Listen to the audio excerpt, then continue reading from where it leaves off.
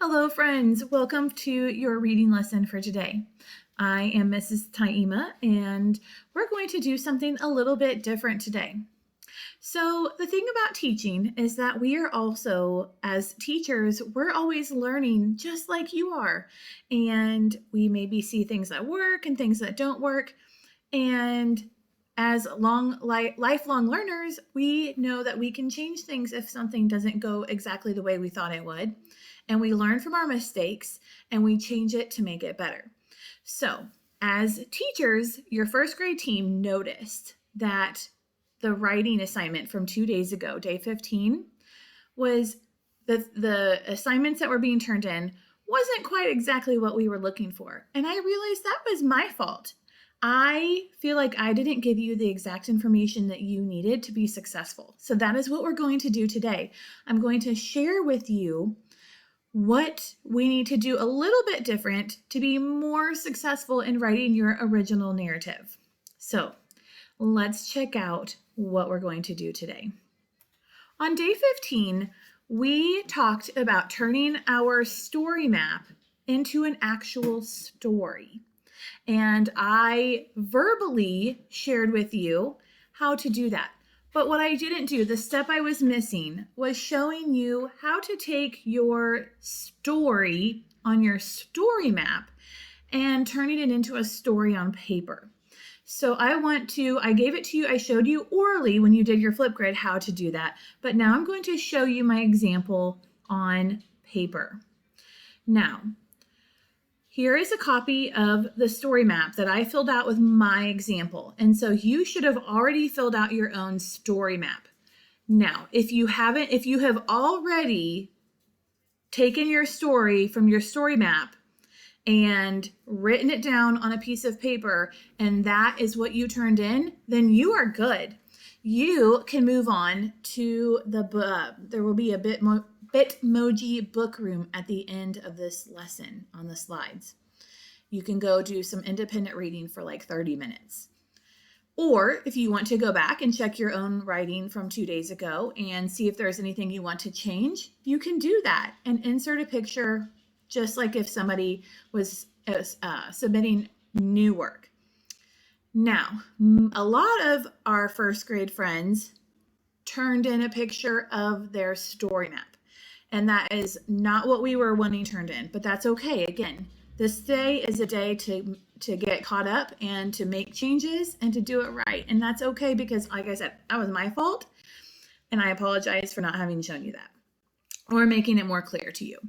So let's take a look at the next slide, how I took my story map and turned it into an actual story. This was just for the planning, and now we're going to make an actual story. But remember, what do we need when we're writing a story? We need time order words. So I've included another copy of the time order words chart for you to remind you what you need to include when you're writing your story, because we have a beginning, a middle, and an end. And what words you choose to show that beginning, middle, and end is up to you. I chose in the beginning, and then I chose then, and then finally. But you could do beginning, next, last, first, next, last. You can do whatever order you want to, but you need to have a beginning word, a middle word, and an end word as transitions. So this is my example now of how I took my story map and I turned it into an actual story that you can read and it sounds like a story instead of just broken up pieces of information on the story map where you planned your story. So I want you to give me a thumbs up whenever you hear a time order word being used in my story. Are you ready? Okay. In the beginning, Owl was at home and the wind was blowing rain in the house. Then Owl rushed around closing all the windows in the house. Finally, the rain stopped coming in and Owl cleaned up all the water. So, do you see now how I took my planning sheet right here? I have all of these parts that were in my story, but I brought it all together using transition words and made it into an actual story that someone could read. Okay? So that is your goal today, is to catch up. Get it? So if you already did what we talked about, you're awesome. That's great. No worries. You're all awesome. But it's just you don't have to worry about doing it again. Okay? You can go on and do some independent reading. But if you submitted a picture of your story map, then now is a great time to write down your story on a piece of paper. And if you have paper left over in your curriculum bag that we sent home, the lined paper with the boxes, you can use that.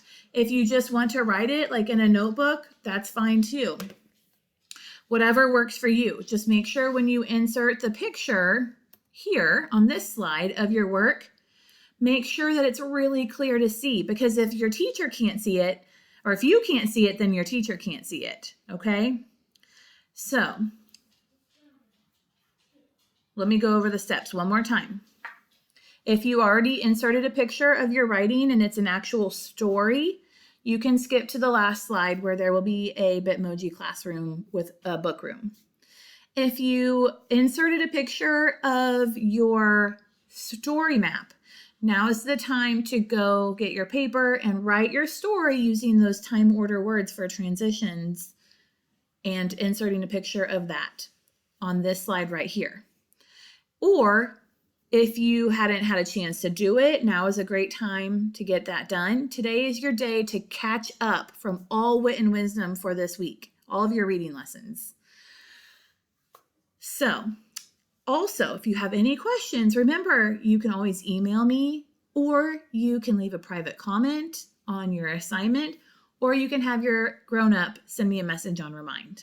Okay? Same with your teacher, whoever your teacher is. That's just for Mrs. Taima's friends. But if you're, however you contact your grown-ups at home is the best way to get a hold of them. Okay?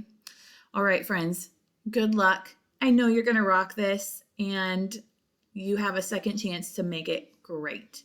And I cannot wait to read those stories, because after looking at the story maps, I could tell that you had some really great ideas.